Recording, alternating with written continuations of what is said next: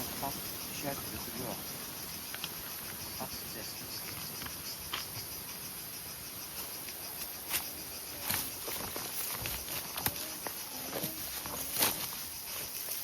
Yiyeceksin. Sen benden mi aldın ya kapıyı?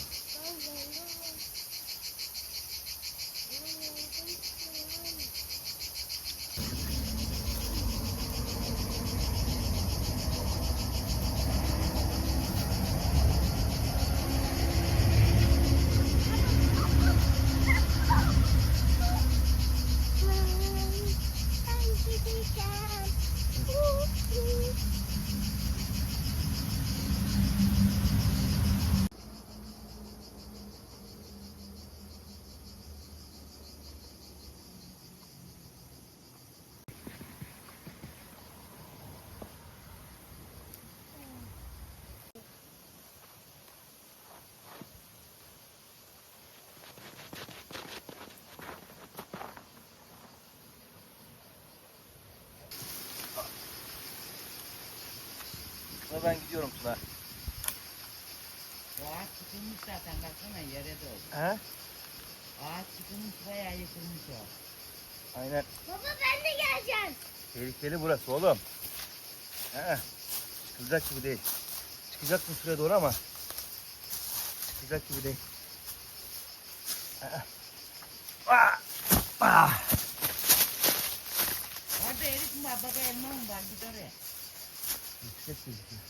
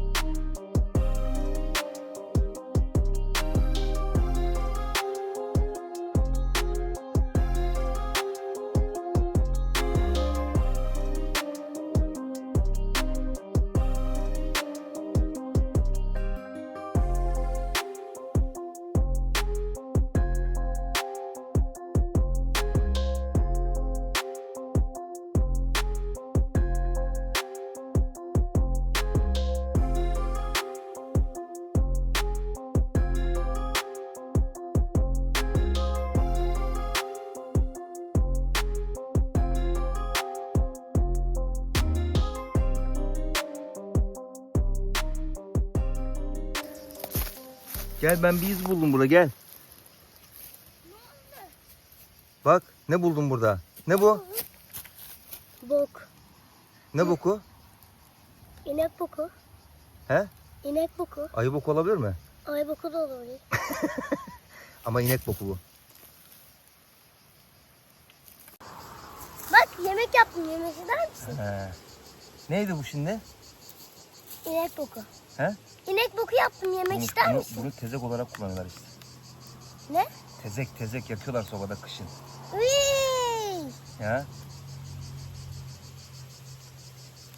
Yakıyorlar bunu sobada. Tezek bu.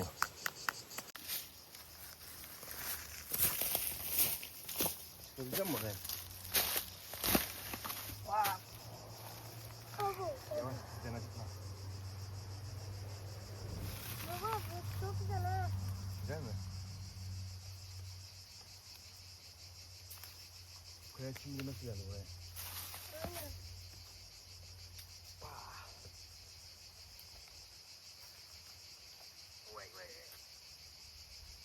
Ne güzel. Gece burada kalalım mı? Hayır. He? Hayır. Niye? İşte Çakallar mı gelir? sakallı ayı ne varsa gel bizi. Burayı çok çimenli kalalım. Niye buraya çıkamaz? Yüksekteyiz biz. Yok. Kurtlar gelebilir. Çıkabilir mi buraya? Kurtlar her yere tırmanabilir. Ayılar da. Yüksekteyiz oğlum ya. Burada bir şey olmaz. Olur baba.